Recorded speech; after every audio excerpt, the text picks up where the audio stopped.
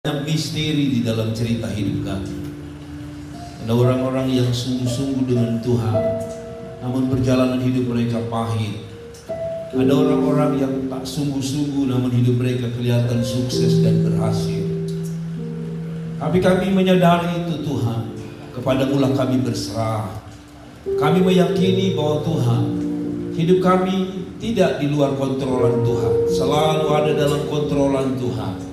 Bapa di sorga, di tengah-tengah misteri kehidupan yang tak kami mengerti, kami ingin mengerti hati Tuhan, supaya kami tidak mudah menjadi kecewa, kami tidak mudah menjadi orang yang frustrasi, kami tidak mudah menyalahkan diri sendiri, tapi kami berserah pada rencana Tuhan.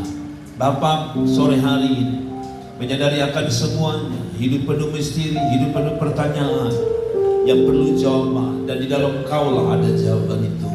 Tuhan, sore hari ini kami telah memuji-Mu, menyembah-Mu, dan kami ingin dengar firman Allah. Biar kami mengerti maksud Tuhan dalam kehidupan ini, standar yang Tuhan mau dari kehidupan ini. Firman Roh Kudus, tolong hamba-Mu, kami sudah siap mendengarnya. Hanya di dalam nama Kristus Yesus Tuhan, firman yang hidup, kami telah berdoa kepada Bapa di sorga. Setiap Anda yang siap dengan firman Allah, sama-sama saya katakan amin. Silakan duduk Bapak Ibu sekalian yang diberkati Tuhan. Salam. Sekali lagi salam. Bapak Ibu, langsung saja kita buka firman Tuhan di dalam 2 Timotius pasal yang kedua, ayat yang ketiga sampai ayat yang ke-6.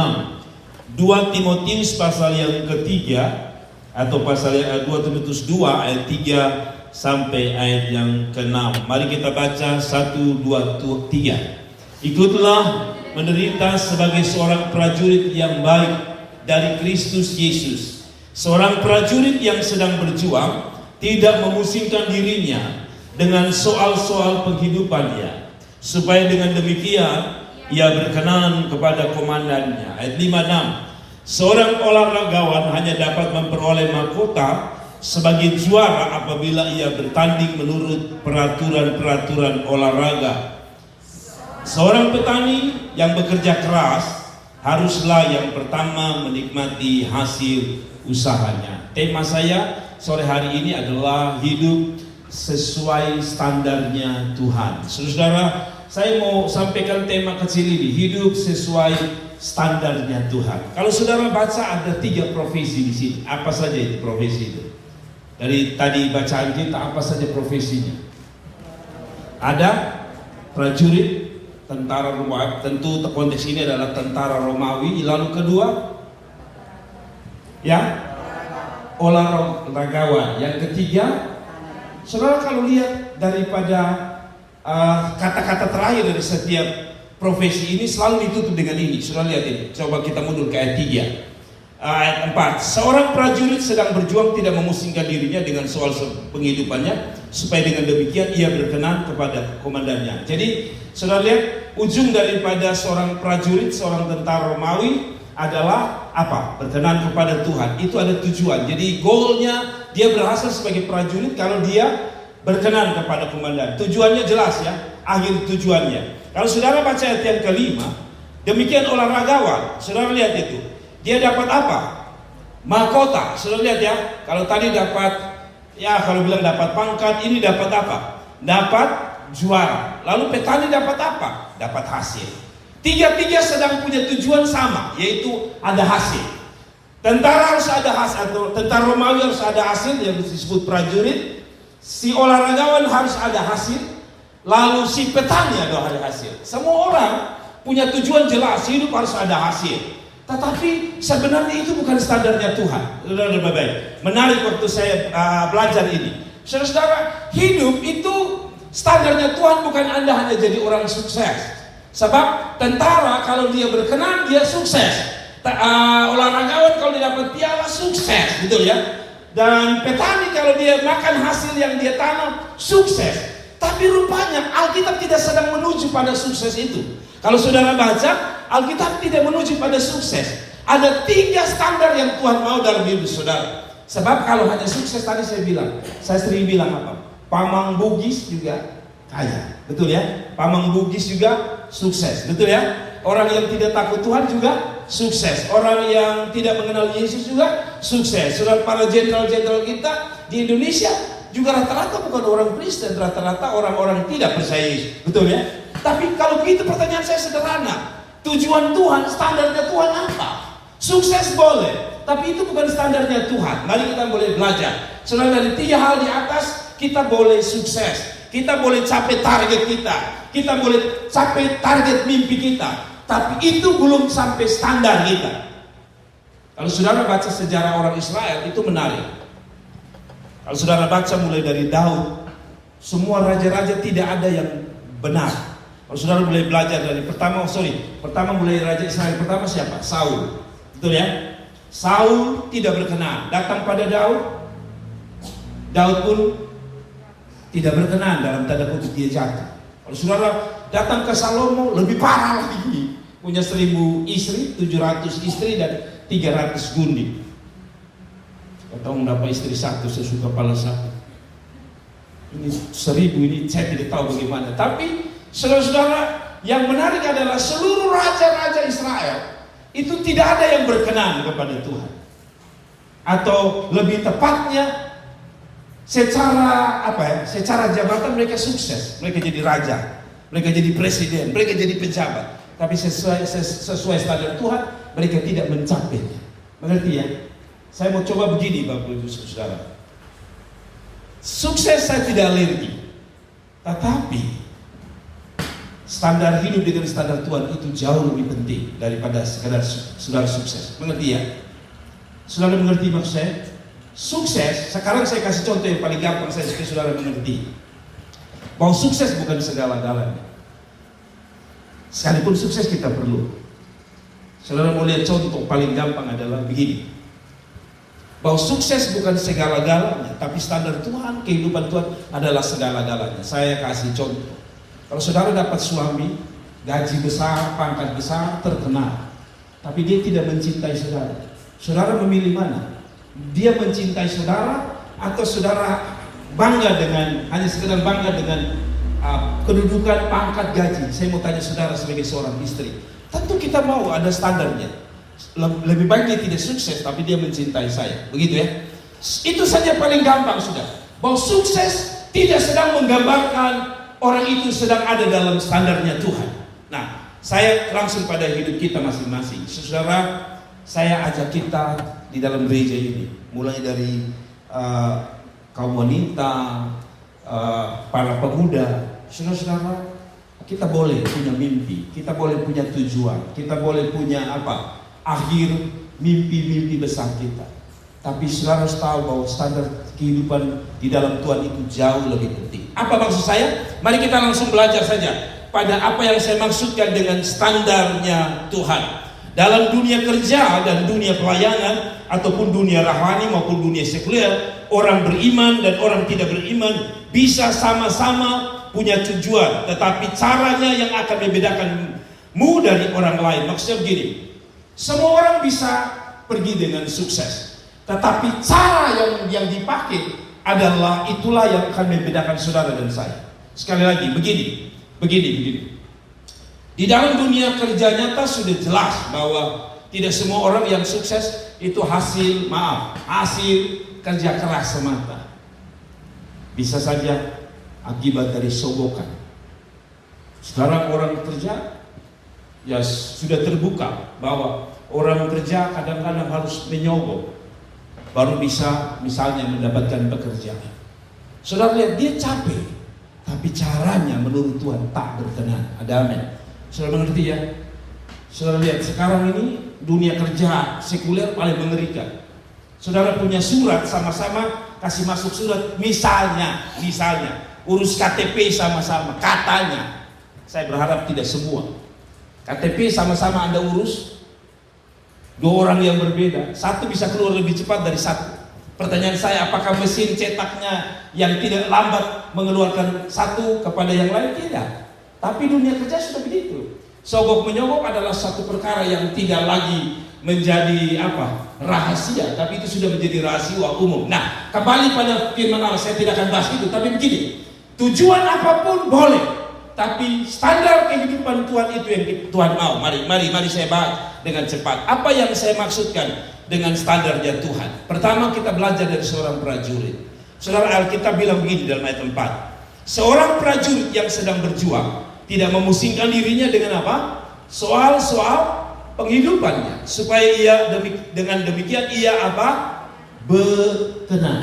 Saya tanya saudara, kebetulan ada bapak polisi, seorang anggota polisi. Setiap tentara, polisi, mereka mengejar yang namanya pangkat. Setiap orang harus mengejar pangkat. Tetapi sama-sama boleh jenderal, sama-sama boleh kolonel, sama-sama boleh sersan. Tapi ada satu sersan yang berbeda dengan sersan yang lain, kolonel satu dengan kolonel yang satu di mata pemimpin. Sama-sama, pangkatnya sama. 2 beko kuning sama-sama. Tapi biasanya ada satu yang berkenan di hadapan komandannya. Saudara, inilah yang harus kita kerjakan dalam hidup ini. Semua orang bisa punya pangkat. Semua orang bisa punya kedudukan. Semua orang bisa cantik. Semua orang bisa ganteng. Tapi hidup yang paling menyenangkan hati Tuhan adalah standarnya berkenan. Saudara tahu, dari raja, tadi saya bilang dari raja Saul sampai raja terakhir orang Israel, hanya satu saja yang Tuhan cari, berkenan. Itu sebabnya waktu Yesus datang ke dunia, pernah ada suara berkata apa? Waktu setelah Yesus keluar dari baptisan air, saudara, apa yang Bapak katakan? Inilah anak yang kukasihi, kepadanya aku berkenan. Saudara tahu, hidup yang paling indah, hidup yang merupakan standar Tuhan adalah berkenan. Oh, saya begini, saya ajak kita ya, yang ada di gereja ini. Semua orang bisa melayani di sini. Senior, song leader, saya sendiri sebagai pengkhotbah. Kita semua bisa berdiri di sini. Tapi standarnya bukan ketika Anda bisa berdiri di sini atau tidak.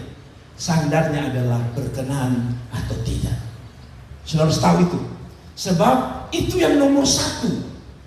Sebagai seorang prajurit, kita ini prajuritnya Tuhan. Yang paling penting adalah berkenan atau tidak. Orang tidak sekolah Alkitab bisa khotbah seperti saya, bahkan jauh lebih bagus. Tetapi yang membedakan antara kita dengan orang lain adalah satu kata, berkenan. Ada amin. Saudara-saudaraku yang diberkati, bagaimana cara kita berkenan? Satu, hidup dalam kekudusan. Hidup dalam apa? Kekudusan. Saya berharap saudara yang melayani di sini, saudara harus jaga kekudusan. Ada amin.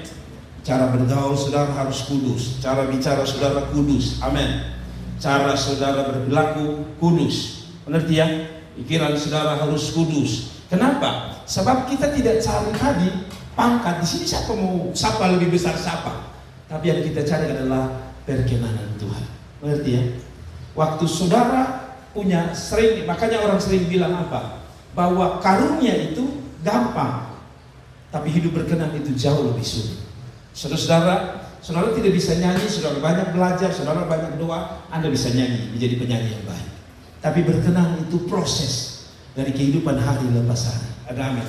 Saya belum sempurna sebagai gembala, saya masih punya banyak kekurangan, tapi saya terus cari satu kata, berkenan. Sekali lagi, orang muda, saya bangga kalau saudara jadi dokter, saudara jadi pengusaha, saudara jadi polisi, saudara jadi tentara. Tapi hidup yang paling penting adalah berkenan. Sekali lagi, skill, orang dunia itu skill lebih jauh dari kita. Saudara harus akui, betul? Skill yang kita punya di gereja masih, kalau saya mau bilang, terlalu standar. Tapi yang membedakan kita dengan pemain dunia, penyanyi dunia, dan sebagainya ada satu kata, berkenan. Saudara, sejelek-jeleknya Anda hidup benar, Anda berkenan di hadapan Tuhan. Amin. Saudara tahu kata berkenan? Berkenan bagi saya adalah bahasa sederhananya adalah orang yang bisa ambil hatinya seseorang. Kenapa saudara menikah dengan istri saudara hari ini? Kenapa saudara menikah dengan suami saudara hari ini? Apa tidak ada teman yang lain? Apa tidak ada cowok yang lain? Apa tidak ada cewek yang lain? Apa tidak ada orang yang lebih cantik dari mereka? Tidak. Mengapa kita memilih mereka? Karena kita merasa bahwa dalam tanda kutip orang yang kita pilih dari antara mereka semua, mereka yang berkenan. Itu sebabnya kita mau hidup sama-sama dengan istri kita, suami kita, karena kita merasa ini yang paling berkenan. Itu tidak berarti sempurna ya, tapi ini yang paling berkenan. Dalam dalam kehidupan Anda melayani Tuhan, saya kasih ingat satu kata. Berkenan itu nomor satu. Amin. Berkenan itu nomor satu. Nah, masalahnya itu sebabnya saudara-saudaraku yang diberkati Tuhan, saya senang kalau kita melayani apapun, tapi berkenan itu jauh lebih penting. Kalau Anda sadar bahwa berkenan itu penting, berarti kita tidak bisa bersembunyi dengan kehidupan kita. Maksud saya begini, khusus saudara-saudara yang melayani di sini, saya berharap bahwa saya tidak dapat dengar bahwa saudara hidup di dalam dosa, apalagi saudara jatuh dalam dosa. Sebab kalau saudara begitu, oke lah, Tuhan mengampuni. Tapi di hadapan Allah nilaimu menjadi kurang. Amin. Saudara bisa hebat di sini, saudara bisa jadi orang luar biasa. Seorang hamba Tuhan, kebetulan kami Gereja Sidang Jemaat Allah, GISJA. GISJA ini ada di seluruh dunia. Dan ada satu gereja kami, gereja pusat di Jakarta, di Senen, namanya GISJA Kenanga. Yang saya tahu GISJA Kenanga ini dibuat oleh seorang hamba Tuhan yang pada zamannya, saya lupa namanya, dia yang menyumbang, dia pembicara hebat, ya, dia pengkhotbah hebat, dia pembicara yang besar, dia punya stasiun televisi, dia terkenal di mana. Oh, kalau tidak salah namanya Jimmy Swaggart, kalau tidak salah. Dia melayani bertahun-tahun, orang tidak tahu. Tapi satu waktu betapa tragisnya, karena ketika satu waktu polisi coba operasi, ya, ketika sedang memeriksa warga Amerika, saudara tahu, menemukan sebuah mobil yang tidak disangka-sangka. Mobil itu adalah mobil Jimmy Swaggart, di mana di atas mobil itu Jimmy Swaggart bersama sekitar 3 perempuan pelacur. Saudara tahu dia 2 orang lumpuh jalan. Saudara tahu dia 2 orang sakit sembuh. Saudara tahu dia 2 orang mujizat terjadi. Tapi apa yang terjadi? Jimmy Swaggart akhirnya harus jatuh dan gagal. Di hadapan manusia dia diajukan jempol sebagai orang hebat, orang luar biasa. Tapi di hadapan Tuhan dia masuk dalam kategori tidak berkenan. Ada amin? Itu Jimmy Swaggart itu tidak tahu sudah berapa orang yang bertobat di bawah pelayanan dia. Tapi sekali lagi, standar Tuhan bukan sukses semata. Sukses penting, tapi berkenan jauh lebih penting. Bilang sama hidup saudara, saya harus berkenan kepada Tuhan. Saya harus berkenan kepada Tuhan. Jadi saudara, saya senang ya, saudara masih muda-muda melayani Tuhan. Dan sekali lagi saya ulang-ulang, saya bilang kepada orang tua dari mimbar ini, saya bilang saya beri hormat kepada orang tua yang kasih anaknya mau jadi pemain tamborin, pada tidak dapat apa-apa di sini. Tetapi kiranya kita berdoa supaya anak-anak kita melayani. Tetapi satu, mereka hidup dalam berkenanan Tuhan. Ada amin. Berkenanan Tuhan itu jauh lebih penting daripada talenta, daripada apapun karunia yang saudara punya, hebatnya saudara. Ingat, berkenanan jauh lebih penting. Katakan amin. Yang kedua, saudara, saya coba hanya 3. Yang kedua, apa yang kita bisa belajar daripada seorang olahragawan? Kalau tadi dari prajurit kita belajar kata apa? Berkenan. Nah, sekarang kalau saudara belajar dari seorang petani, olahragawan dulu ya. Sekarang orang olahragawan ya. Seorang olahragawan hanya dapat memperoleh mahkota yang 5 sebagai juara apabila, saudara perhatikan kata apabila. Jadi juara itu sudah pasti. Tetapi kata apabila sedang fokus pada sesuatu yang lebih penting dari sekedar juara. Apabila apa? Ia bertanding menurut apa? Peraturan-peraturan olahraga. Saya bisa tidak masuk finish lebih dahulu ketika saya berlari, tapi saya tidak juara? Bisa tidak? Bisa tidak? Ada orang uji lari, ya, lalu saya masuk finish pertama, tapi saya tidak dikategorikan sebagai orang yang layak juara. Bisa tidak? Bagaimana caranya? Jangan ikut aturannya. Sederhana.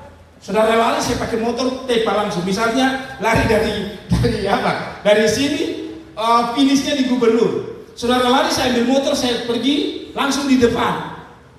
Saya mau tanya saudara, bisa tidak begitu? Tidak bisa. Itu yang saya bilang bahwa ternyata orang bisa sampai juara itu dengan caranya.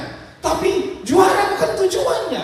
Sebab orang bisa juara dengan berbagai macam cara. Ya kan tadi saya bilang, orang bisa sukses dengan berbagai macam cara. Contoh paling gampang. Bisa tidak orang kaya pakai jalan pintas? Bisa tidak? Bisa. Contoh apa? Korupsi.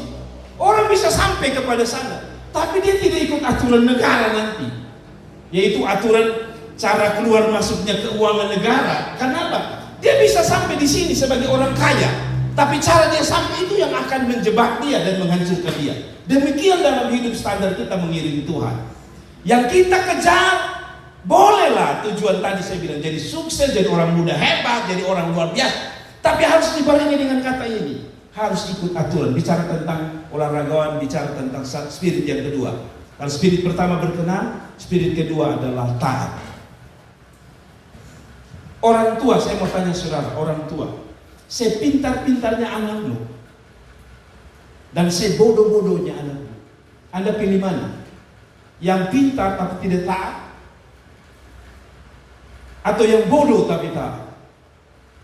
Saudara berkata dua-dua lah, kalau bisa pintar sekaligus taat. Itu mau kita. Tapi ketika kita diberi pilihan, biasanya menurut saya, saudara akan lebih senang kalau anakmu taat. Betul? Saya pintar-pintarnya dia, kalau dia kepala batu dan saudara buat apa? Kan saudara bilang begitu, ya kan? Saya pintar-pintarnya dia, tapi dia tidak taat, dia menyakiti saudara, dia melukai saudara sebagai orang tua. Pilih mana? Dia pintar atau dia tidak taat? Demikian dengan Tuhan. Juara penting, sukses penting, punya masa depan hebat penting. Tapi Tuhan tidak ukur itu. Yang Tuhan ukur adalah ketaatan. Amin. Makanya maaf, khusus saudara yang melayani di sini, saya harus sedikit agak tegas sama saudara bahwa taat itu nomor satu. Amin. Kalau ada undangan dari gereja, ayo kita doa. Amin. Saudara bilang, ayo latihan. Itu bentuk ketaatan. Ketaatan bukan hanya kepada Tuhan, ketaatan kepada pendeta, gembala saudara, ketaatan bukan hanya pada pendeta dan gembala saudara, ketaatan pada orang tua saudara, ketaatan pada guru-guru saudara. Ini adalah kumpulan-kumpulan parsel-parsel kecil. Jadi saya mau bilang, ketika saudara taat dengan orang-orang di sekitar ini, menurut saya seperti parsel. Tahu parsel? Tahu gambar parsel ya? Gambar parsel tahu tidak? Kalau saudara lihat ada misalnya gambar Tuhan Yesus, selalu dibikin jadi potongan-potongan kecil, itu disebut parsel. Nanti digabung baru menjadi sebuah gambar yang lengkap. Gambar Yesus kah, gambar mobil kah. Nah saudara tahu, orang-orang di sekeliling kita adalah parsel-parsel yang Tuhan izinkan ada di sekeliling kita. Ketika saudara taat dengan orang-orang ini, maka tadi saya bilang sukses itu sebenarnya gampang. Tapi yang paling penting adalah taat.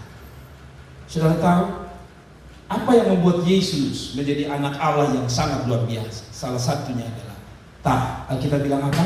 Dia taat sampai mati di atas salib. Saudara-saudara, ketaatan Tuhan itu mahal, bukan karena diiming-iming oleh sesuatu. Kalau lihat Yesus, ketaatannya dia sebagai anak Allah kepada Bapa di surga, itu bukan karena maaf, bukan karena dia dapat sesuatu. Justru dalam penderitaan dia setia. Paulus selalu berkata bahwa setia itu penting. Paulus itu, kalau saudara baca mengenai Paulus, Rasul Paulus maksudnya, dia banyak menderita, tapi satu yang dia pilih, taat. Ada amin. Saudara yang diberkati Tuhan, sekali lagi, mari makin hari kita makin taat. Taat pada Tuhan, taat pada orang-orang di sekeliling kita, taat kepada siapapun yang ada di sekeliling kita. Karena saya percaya ketaatan itu sesuatu yang luar biasa. Taat itu penting, saudara. Saudara kalau masih ingat Naaman, di dalam Alkitab saudara tahu Naaman? Naaman adalah seorang panglima bangsa Aram. Satu waktu dia kena kusta, gitu. Waktu dia kena kusta, ada satu pembantu, anak kecil, orang Israel tinggal di situ. Diperkirakan bahwa anak ini adalah hasil pembuangan, jadi akhirnya mereka tertawan dan anak ini tinggal dengan pejabat yang bernama Naaman. Waktu Naaman sakit, orang tidak tahu. Lalu karena perempuan ini mungkin karena melayani, jadi minta maaf suka cuci bajunya Naaman. dia ketemu ada putih-putih sebagai tanda bahwa ada kusta. Singkat cerita, dia berkata, di Israel ada Nabi Allah, ada Abdi Allah yang bernama Elisa. Pergilah ke dia, lalu di sana Tuhan bisa menyembuhkanmu. Pergilah Naaman, singkat cerita. Sampai di sana, seorang pejabat, saudara lihat ini, seorang pejabat. Dia turun dari keretanya, dia berharap bahwa Elisa akan turun dan berbicara dengan dia. Elisa tidak keluar. Yang menarik adalah Elisa ada perintah, siapa namanya, hambanya bernama Gehasi di dalam cerita Alkitab. Dia bilang sama Gehasi, bilang sama pejabat itu, sang jenderal itu, kalau boleh saya bilang, panglima itu, celupkan dirimu di sungai Yordan 7 kali. Lalu Naaman marah, karena kalau saudara tahu bahwa zaman itu sungai Yordan kotornya minta ampun, joroknya minta ampun. Dibanding sungai-sungai yang ada di Aram, itu ada sungai Parpar dan sebagainya, itu bagus-bagus. Dan Naaman bilang, buat apa? Saya datang sini, saya pikir dia datang dan tumpang-tumpang tangan saya, lalu berdoa untuk saya. Tapi ini dia suruh. Lalu dia, Naaman berkata, ayo kita pulang. Tapi di tengah jalan, anak buah dari Naaman berkata begini, Tuan, kenapa Tuhan tidak taat saja? Tenggelamkan diri 7 kali.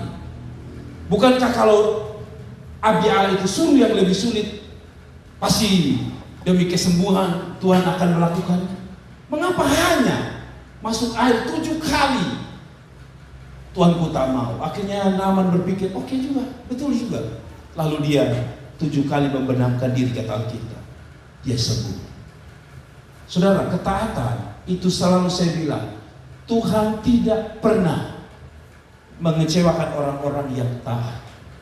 Yang kedua, kalau saudara baca mengenai peristiwa di dalam Yohanes pasal 2 ayat 1 sampai 11 mengenai peristiwa di Kana, peristiwa perkawinan di mana? Di Kana. Apa yang terjadi? Mengapa mujizat terjadi? Satu, tentu ada Yesus. Tapi yang kedua menurut saya, karena ada ketaatan. Masih ingat ya waktu Ibu Yesus bilang sama para pelayan itu, apa saja yang disuruh, buatlah itu. Lalu Yesus berkata, isilah tempayan-tempayan itu penuh dengan air. Penuh dengan air. Lalu Alkitab kalau saudara baca mengenai Yohanes pasal 2 ayat 1 sampai 11, mereka tidak hanya isi setengah. Kan bisa saja Yesus buat mujizat walaupun ada isi setengah. Tapi Alkitab bilang mereka taat, mereka isi persis penuh seperti yang Tuhan mau. Mujizat terjadi. Saudara-saudara, sekali lagi, tujuan hidup saudara penting, tapi ketaatan itu jauh lebih penting.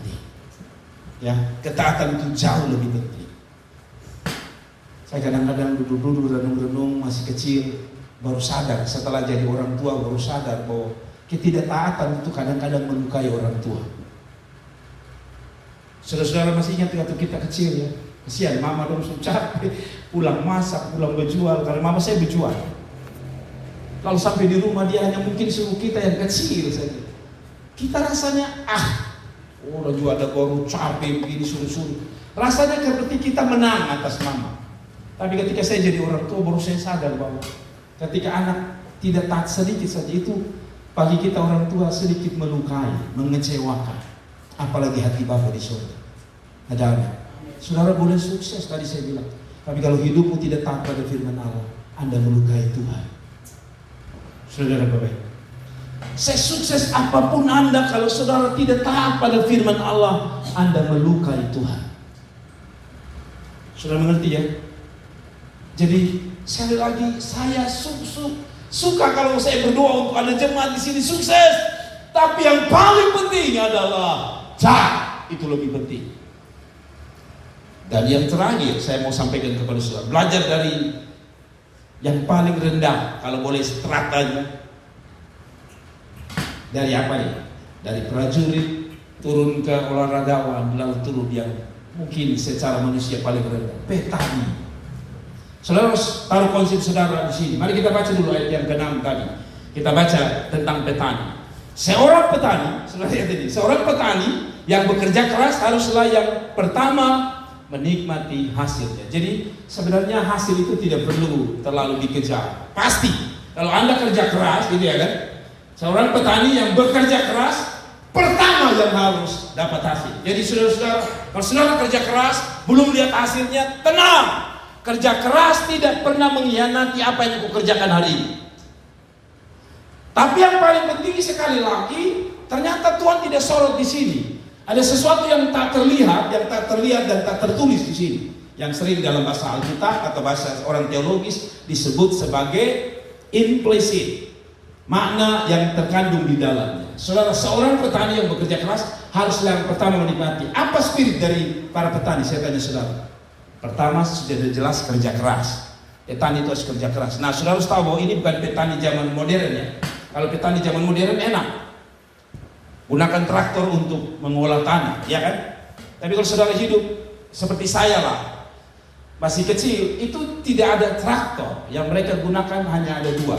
Kalau bukan kerbau, tangan mereka sendiri. Jadi petani yang saudara bayangkan di sini adalah petani yang benar-benar manual, menggunakan segala tenaganya untuk supaya dapat hasil.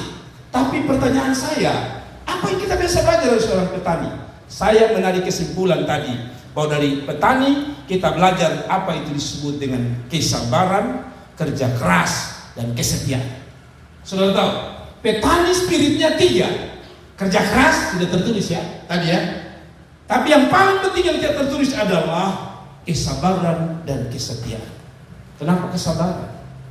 Karena ternyata zaman sekarang teknologi sudah bantu ya. Dulu tuh jagung tuh biasa berapa ya? Berapa lama Pak Okto? Kalau kita yang normalnya itu berapa? 3 bulan kan? 3 bulan normalnya. Tapi kalau saudara kayak Osao tidak sampai 3 bulan, bisa sebulan sudah makan. Karena teknologi sudah membantunya. Tapi sekali lagi saudara taruh konsep saudara bahwa ini adalah petani zaman dulu, petani manual, di mana mereka harus benar-benar tunggu 3 bulan. Nah setelah 3 bulan pun masih ada dua hasil. Bisa saja sukses, bisa saja gagal. Tapi bagi seorang petani spiritnya tetap satu, setia. Itu petani. Mereka mau bikin apapun, mau dapat hasil atau tidak, tahun depan hujan turun mereka tanam lagi. Sekalipun nanti hasilnya tidak sehebat yang mereka punya, tapi mereka tetap setia untuk tanam lagi, dan tanam lagi. Saat saya membaca bahwa spirit yang Tuhan mau dari hidup kita adalah setia. Tadi saya bilang, berhasil, gagal, petani tetap tanam. Bayangkan kalau petani tidak hanya gara-gara sukses saja dia tanam. Apakah saudara bisa makan beras hari ini? Tidak. Mereka itu tidak mengenal gagal dan sukses. Yang mereka kenal hanya satu. Setia, loyal. Apa yang mereka kerjakan terus mereka kerjakan. Mau saya begini. Hari ini saya mewakili anak saya, Jordan. Berapa kali dia tes, puji Tuhan dia lulus. Tadi dia keluar, hasil yang keluar terakhir tadi dia gagal. Saya tahu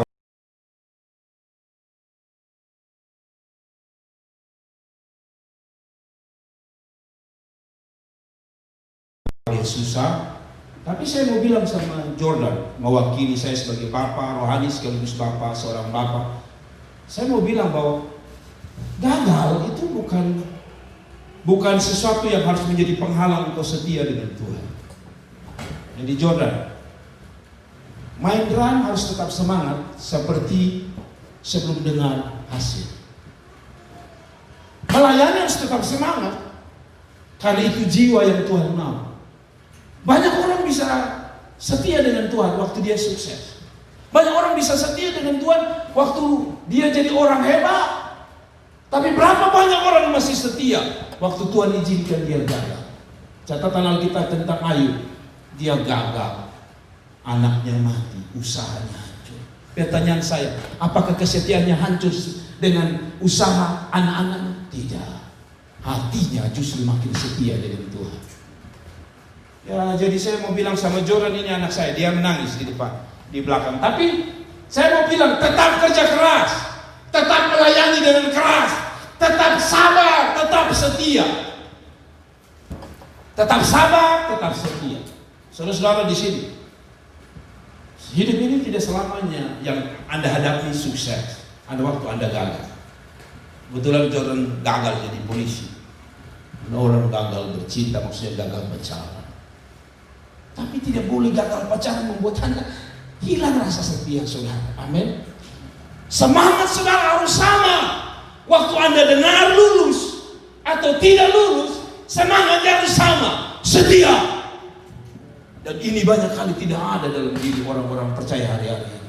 Orang hanya mau setia, orang hanya mau kerja keras, orang hanya mau sabar ketika semua berjalan dengan baik.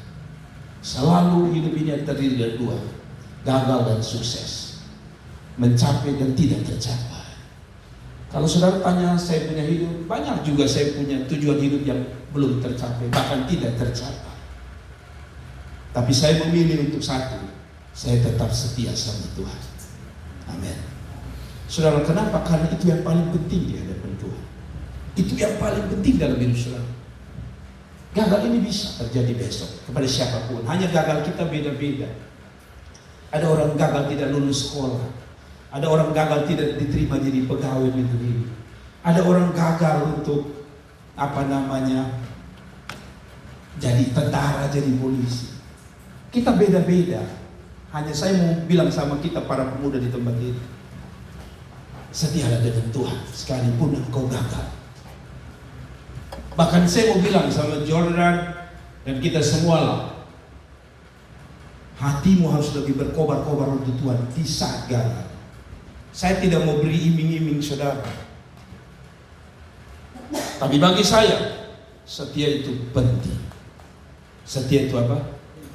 Belajarlah dari pemilik KFC, California Fried Chicken. Siapa itu namanya? Sanders. Sanders adalah seorang yang saudara makan di KFC, itu ada bapak kumis putih. Sanders adalah seorang pensiun tentara. Di umur kira-kira dia pensiun, dia ingin berbisnis yang namanya ayam goreng. Dia goreng sendiri, dia masak sendiri. Rasanya keluarganya mungkin berpikir, kayaknya masakan kamu enak kalau bikin bisnis bagus. Tapi tidak semudah itu, saudara. Waktu dia tawarkan kepada, kalau kita bilang ya dari warung ke warung, semua tolak dia. Bahkan beberapa orang mencatat 1000 kali dia gagal. Tapi dia setia dengan ayam goreng. Dan hari ini, siapa yang tidak kenal KFC? Semua orang tahu, tapi dimulai dengan hanya setia dengan ayam goreng.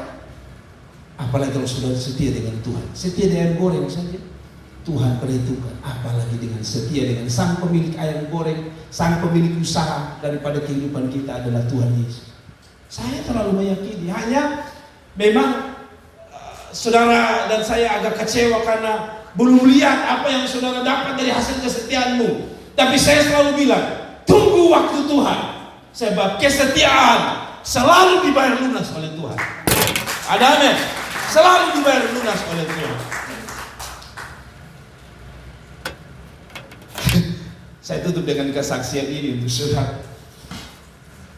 Sebenarnya sebagai hamba Tuhan saya harus jujur bahwa saya banyak mengalami kegagalan dalam hidup saya. Kegagalan itu maksud saya ada banyak target yang tidak tercapai dalam hidup saya. Ketika saya ada di Alor pelayanan 6 tahun, bagi jemaat saya sukses, tapi bagi saya tahu, saya merasa saya tidak sukses. Akhirnya saya bilang sama Tuhan, Tuhan saya mau pindah ke tempat baru, Kupang. Saya berharap di ladang baru saya lebih sukses daripada di Alor. Jemaat saya mengatakan, Bapak itu sukses kok. Kami bisa, karena ada beberapa anak-anak saya, anak kaum muda saya yang akhirnya jadi dosen, jadi hamba Tuhan. Bagi saya sukses dan bagi mereka sukses. Tapi saya sebagai orang yang menilai diri saya merasa saya gagal. Jadi ketika saya pulang sampai Kupang, saya mulai pelayanan lagi di Osapa dengan pelayanan hanya 2-3 orang. Saya istri dan anak-anak saya masih kecil semua. Jenny, Jordan masih kecil-kecil. Tapi sekali lagi saya rasa saya gagal lagi. Tapi satu waktu saya bilang sama istri saya mau berhenti jadi pendeta. Percuma pelayanan Tuhan. Karena dari 2006 kami pindah ke Kupang 3 tahun. Kami berdoa untuk Tuhan kirimkan jiwa, tidak ada. Yang ada tetangga kami, namanya Teo, Rorote di Teo. Hanya Teo setiap hari. Kita sedua puasa semua, temu saja yang datang. Akhirnya saya bilang sama istri saya, lebih baik ketemu kerja saja. Percuma melayani Tuhan, tidak ada hasil. Tapi saya bilang sama saudara, setia itu paling penting. Ada amin. Hari ini akhirnya kita punya pelayanan di sini. Hanya dengan satu modal, setia. Setia itu bisa menghadapi kegagalan. Setia itu bisa menghadapi kekecewaan. Setia itu bisa menghadapi apa yang disebut dengan apa yang kita tidak capai. Setia itu penting. Setia tidak harus dibayar hari ini dengan sesuatu yang luar biasa. Tetapi saya meyakini setia kita dengan manusia saja ada hasil. Mereka yang pegawai sudah puluhan tahun akan diberi rencana. Saudara-saudara, setahu saya adalah siapapun. Saya tidak tahu kalau di polisi Bapak Musi, tapi kalau saya tahu saya Mama Tri ada di belakang. Kalau pegawai itu dia naik pangkat, tapi kalau dia mau pensiun dia pangkat naik dengan sendiri. Apakah polisi begitu? Saya tidak tahu. Tapi kalau saudara lihat jenderal-jenderal yang mati dibunuh di G30 SPKI, pas dia mati pangkatnya naik. Kenapa? Karena dianggap sebagai orang yang loyal dan setia. Pangkatnya naik. Saya meyakini bahwa satu waktu Tuhan akan berdiri membalas kesetiaan saudara. Jika saudara datang doa, saudara datang melayani, tak usah pikir kok saya belum dapat kerja Pak Pendeta, saya belum dapat jodoh. Tak usah, setia. Karena Tuhan kita setia, Dia akan membayar orang-orang yang setia. Selamat malam, Tuhan Yesus memberkati kita sekalian. Mari kita bangkit berdiri dan kita tunduk kepala kita berdoa. Mari kita tunduk kepala kita berdoa. Siapapun Anda, mungkin saya tidak undang pemain musik di sini, saya tidak undang siapapun ada di sini, karena saya mau tantang kita. Tunduk kepala Bapak Ibu. Sukses penting.